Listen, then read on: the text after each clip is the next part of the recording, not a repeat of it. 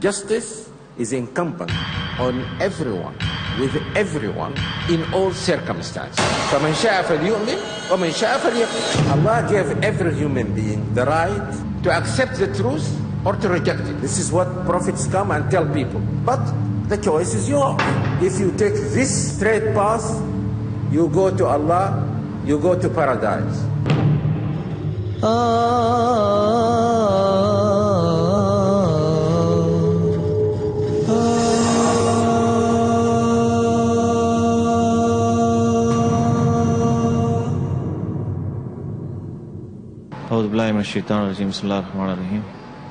I welcome you all to this morning's lecture by Dr. Jafar Idris. This lecture is on the topic Justice to Humanity.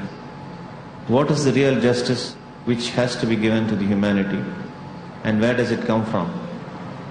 Does it come from human beings or from the Creator Himself? Who is to judge what is right for the human beings and the other living things in this world?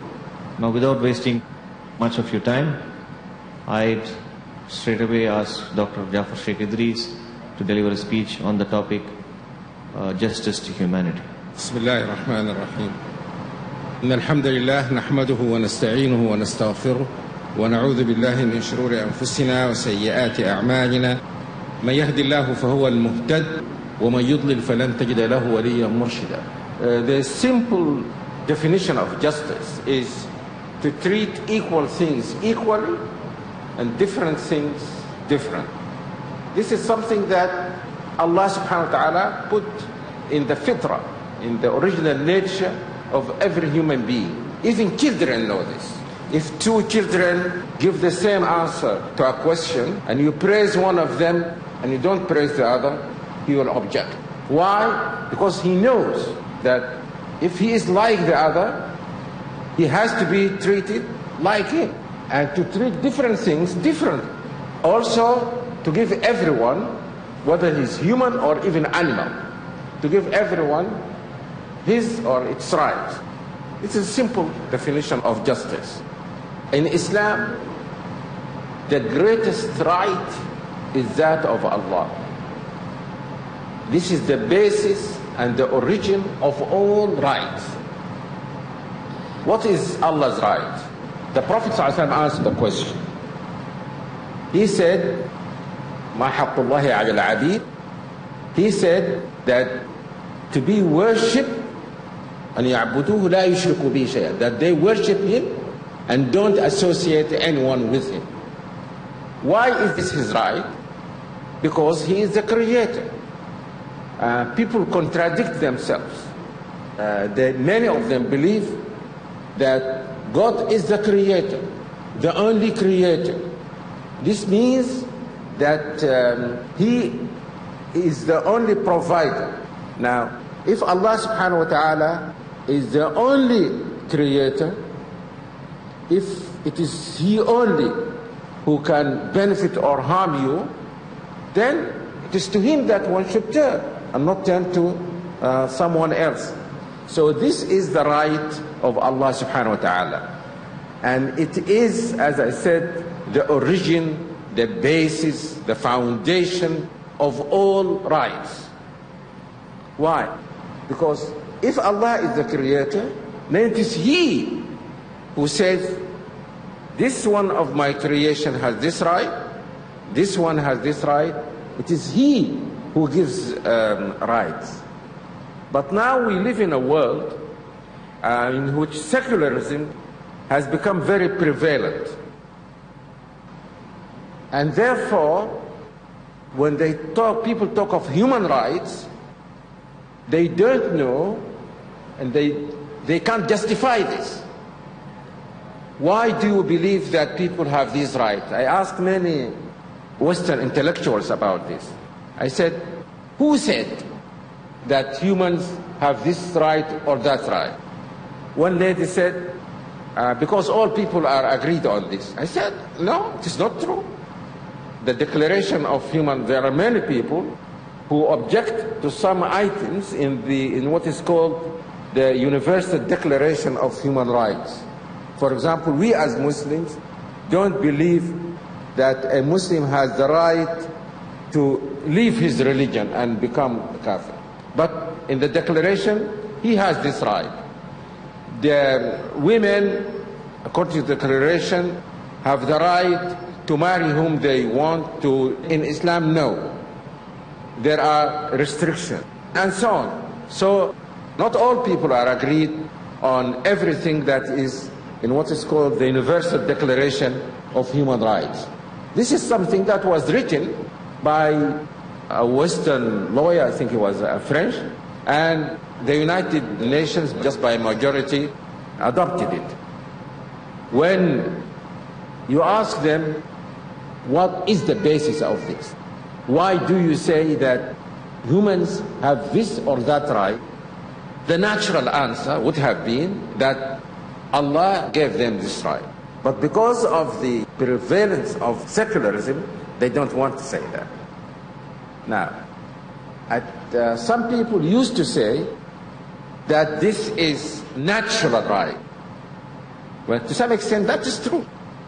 But then also people differ about what is natural, what is not natural. And because they undermine the ground on which human rights are based, now rights became something whimsical. Everyone says that this is right, that's right. And the most important right now became freedom of sex in the West. The freedom to marry whom you want, to have sex with whom you want, whether male or female, young or old, irrespective of the religion, whether they are married or not married. In Islam, we base all the rights on that foundational right, the right of Allah subhanahu wa ta'ala to be worshipped. Allah gave every human being the right to accept the truth or to reject it. فَمَنْ شَاءَ فَلْيُؤْمِنْ وَمَنْ شَاءَ فَلْيَكْفُرْ. This is the truth. This is the way that leads you to paradise. This is what prophets come and tell people. If you take this straight path, you go to Allah, you go to paradise. You live a happy life in this world. But the choice is yours. You can take the other road and go to hellfire and lead a wretched life in this world. No one can force you. Many Muslims now, when they want to state this fact, they have nothing to quote except the famous verse, La ikraha fi din. There is no compulsion in religion. But this fact is expressed in so many verses in the Quran. In fact, it is in the nature of the religion itself. What is the religion? It is faith in Allah. And faith is something in the heart, and nothing can enter the heart without the will of the person. You can threaten me and frighten me and make me surrender externally. I will do this. If you point a gun to me and say surrender, I will do. If you want me to say I'm not a Muslim, I will say I am not a Muslim. Whatever you want me to say, I will say. But this is only something external, verbal. You cannot force me to change my heart. And it is because of this that Allah subhanahu wa ta'ala tells prophets that your job is only to explain the truth to people. You don't have the power to instill guidance in people's heart. إِنَّكَ لَا تَهْدِي مَنْ أَحْبَبْتَ وَلَكِنَّ اللَّهَ يَهْدِي مَنْ يَشَاءُ. Allah tells His Prophet, you don't guide whom you love to guide. Only Allah subhanahu wa ta'ala guides. And He guides those whom He knows that they desire to be guided. They are looking for the truth. So Allah looks into people's hearts and gives guidance only to those whom He knows are seeking the truth. If someone is not seeking the truth, then Allah subhanahu wa ta'ala will not guide him. This, as I said, is expressed in so many verses in the Quran. Noah said to his people, أَنُلْزِمُكُمُوهَا وَأَنْتُمْ لَهَا كَارِهُونَ. Can I force it on you while you hate it? It means no. And Allah subhanahu wa ta'ala tells His Prophet, إِنَّمَا أَنْتَ مُذَكِّرٌ لَسْتَ عَلَيْهِمْ بِمُسَيْطِرٍ. You are only a reminder. You have no power over them. And some ulama said that this famous verse La ikraha fi din, it is in fact stating a fact. It is not an order. It says, La ikraha fi din. There can be no compulsion in religion. And therefore, don't try the impossible. So when people say that Islam is spread by the sword, they don't know what they are talking about. Because the sword doesn't put its faith in people's hearts. Yes, you can defend the faith when people attack it, especially physically. Yes, you can defend the faith by the sword. And you can defend the believers by the sword. But you cannot make da'wah. You cannot invite people to be Muslims by frightening them. Allah subhanahu wa ta'ala gave also rights and orders us to treat our parents justly. You see, the rights of parents come immediately after the right of the Creator. Allah created us. Our parents gave birth to us. So the rights of parents come immediately after the right of Allah subhanahu wa ta'ala. That's why we are ordered, وَبِالْوَالِدَيْنِ إِحْسَانًا, and treat your parents nicely, in a good way. And we are ordered to obey them. But our obedience to them and to anyone else, anyone other than Allah, is conditional. We obey them so long as they don't tell us to do something which Allah subhanahu wa ta'ala told us not to do. And we are told to be nice to them even if they don't accept Islam, even if they are kafirs. وَصَاحِبْهُمَا فِي الدُّنْيَا مَعْرُوفًا. And they have a right which I see is violated in the West now, especially in the United States. What is this right? Parents have the right that their natural children be attributed to them, whatever they do. Even if you kill your child, it is still your child. So that's why Islam forbade adoption. Because when you say you adopt a child, you say this is my child, you are not telling the truth. That's what the Quran said. He said, ذَلِكُمْ قَوْلُكُمْ بِأَفْوَاهِكُمْ. This is what you say with your tongues. But Allah subhanahu wa ta'ala states the truth.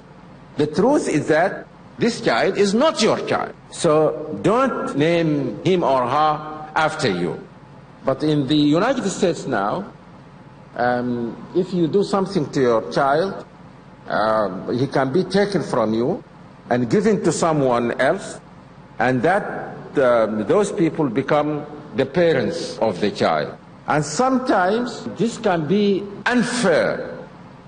Treatment of parents can be for the wrong reason. There's a very sad story of a Muslim, I think he was from Bosnia or so. He was seen kissing his daughter. She must have been about 5 years old or so, kissing. Then someone told the police that there is someone here who is, what do they say? And anyway, both their children were taken from them and given to a Catholic family. Muslims collected money for them, and about $300, and the higher court said that the decision of the lower court was wrong, because this is the tradition. They didn't mean to molest the child or so.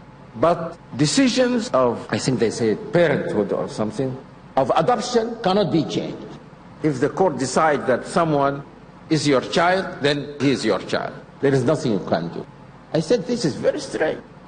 I mean, the court has the right to say that my natural child is not my child, but doesn't have the right to say my adopted child is not my child. This is very, very strange. And in the Quran, Allah subhanahu wa ta'ala says, إِنْ أُمَّهَاتُهُمْ إِلَّا اللَّائِ وَلَدْنَا. Your mothers are only those who gave birth to you. But see, this is a natural fact. And the Quran always speaks about the truth. So these are some of the rights of parents. Now, there are rights also to non-Muslims. And non-Muslims are of two kinds. Some of them are kafirs and enemies of Islam. They knew the truth, they rejected it, and some of them became even enemies of Islam, working against Muslims. Even these have right. We read in the Quran, وَلَا يَجْرِمَنَّكُمْ شَنَآنُ قَوْمٍ أَنْ صَدُّوكُمْ عَنِ الْمَسْجِدِ الْحَرَامِ أَنْ تَعْتَدُوا وَتَعَاوَنُوا عَلَى الْبِرِّ وَالتَّقْوَى وَلَا تَعَاوَنُوا عَلَى الْإِثْمِ وَالْعُدْوَانِ. Let not your hatred of a people who prevented you from visiting the Holy Mosque. This is when the Prophet ﷺ and his companions came to make Umrah, and the Kafirs in Mecca prevented them from doing this. So Allah subhanahu wa ta'ala told Muslims, don't let this make you unjust. وَلَا يَجْرِمَنَّكُمْ شَنَآنُ قَوْمٍ أَنْ صَدُّكُمْ عَنِ الْمَسْجِدِ الْحَرَامِ أَنْ تَعْتَدُوا. Don't transgress. You have to be just. In the same surah, Allah subhanahu wa ta'ala says, وَلَا يَجْرِمَنَّكُمْ شَنَآنُ قَوْمٍ عَلَىٰ أَنْ تَعْدِلُوا اعْدِلُوا هُوَ أَقْرَبُ لِلتَّقْوَى. Be just. That is nearer to the truth. And Ibn al-Qayyim, commenting on this verse, he said something that I liked very much. He said something which means that justice in Islam is absolute. العدل واجب على كل أحد مع كل أحد في كل أحد. Justice is incumbent on everyone, with everyone, in all circumstances. So don't say, I become just when it comes to Muslims, but I have the right not to treat non-Muslims unjustly. No. Justice is absolute. There's a story in the Quran I wish that many of the non-Muslims know about. Some people, according to some commentators, one of them was a munafiq, he was a hypocrite. He stole something from someone, and then the Muslims wanted to defend him. He put the thing which he stole in the house of a Jew. And then these Muslims came to the Prophet ﷺ and bore witness that it was the Jew who stole the thing. And the Prophet ﷺ almost believed them. Do you know what happened? Allah subhanahu wa ta'ala revealed 12 verses in Surah An-Nisa about this incident. وَأَنزَلْنَا إِلَيْكَ الْكِتَابَ بِالْحَقِّ لِتَحْكُمَ بَيْنَ النَّاسِ بِمَا أَرَاكَ اللَّهُ. We have sent down the book to you so that you judge between people according to what Allah shows you. So be not an advocate for the traitors. And the traitor here is someone who was pretending to be a Muslim or who was a Muslim, we don't know. And pray forgiveness of God, surely. And do not dispute on behalf of those who betray themselves. وَلَا تَكُنْ لِلْخَائِنِينَ خَصِيمًا. And then the verses go on and say that this person did something, he committed a sin, but then he casts it on an innocent person, meaning the Jew, an innocent person, and that they think that they can hide from people, but they cannot hide from Allah subhanahu wa ta'ala, and so on and so on. 12 verses in the Quran to prove the innocence of the Jew. This is something very important in the present circumstances in which we live. It is important that when a Muslim commits a sin or a crime or treats some people unfairly, we should say that this is unfair, this is wrong, this is sinful. We defend the truth. We don't defend people, we defend the truth. When some Muslims killed some Kafirs during the Haram months, and this was something in the eyes of the Arabs, this was a dreadful sin, that you fight people in the holy months. Now, what did Allah subhanahu wa ta'ala say? Yes, Allah subhanahu wa ta'ala, يسألونك عن الشهر الحرام قتال فيه قل قتال فيه كبير. They ask you about fighting in the holy months. Say that this is a grave sin. And that sin was committed by Muslims. But then Allah subhanahu wa ta'ala went on to tell the Kafirs that what they are doing is in fact greater sin than what the Muslims did. We can say, if indeed it was the Muslim who did this is wrong. But then we also must tell the Kafirs that the thing to which he responded in this wrong way, we have to stand for justice. Even when a Muslim does something which is unfair, we should declare, we should say this clearly, that this is unfair. We don't agree with him, because it is our duty to defend the truth and not to defend just human beings. أقول قولي هذا وأستغفر الله العظيم. Jazakumullahu khair. Inshallah, we'll continue this with question and answer sessions. If anybody is there from other faith, please come forward and feel free to ask question and answers. I'm Dr. Sharma. Yes. I have quite a few basic questions about Islam. I have a great respect for the religion, there is no doubt. I appreciate the brotherhood they preach, and whole verses of Quran are excellent, there is no doubt about it. I have a great respect and regard for it, but there is one fundamental question from Quran itself. Quran starts with Alif, Lam, Mim. Can you explain these three words to me? According to some commentators of the Quran, Allah is telling us that the Quran is composed of these letters that you know, but you cannot produce a book like the Quran. And this shows that the Quran is something miraculous. This is from Allah subhanahu wa ta'ala. And they have realized that in almost all the surahs of the Quran that they start with these letters, there is something about the Quran. Alif Lam Mim, ذلك الكتاب لا ريب فيه. ألف لام ميم نزل عليك الكتاب بالحق طه ما أنزلنا عليك القرآن and so on. So this is one of the explanations. Anyone else, brothers? I have not read the Bhagavad Gita or the Bible or the Quran, but as far as what I heard from Muslim friends, that it is the duty of the parents to tell the child about Allah. Now, a son was born to me. When he was born, I thought of Allah. He was born deaf, dumb and blind. Now, how can I teach him about Allah? He is born deaf, dumb and blind. That's it. Okay. Perhaps you heard the story of the lady, what was her name? Who are dumb, deaf and blind. And she was taught. But anyway, if you can't teach him or her, then Allah subhanahu wa ta'ala will ask you only to do that which you can. If you can't teach her, then Allah will not blame you for this. But the concept of Allah subhanahu wa ta'ala is in the human mind. Even if she is deaf and blind, still she knows that she has a creator. She doesn't know the name, call him Allah or so, but she knows that Allah subhanahu wa ta'ala put this knowledge in his or her heart. So if you can't develop that knowledge, if you can't teach her, then it is not your mistake. But I as I understand, there are ways now of teaching deaf, dumb and blind people.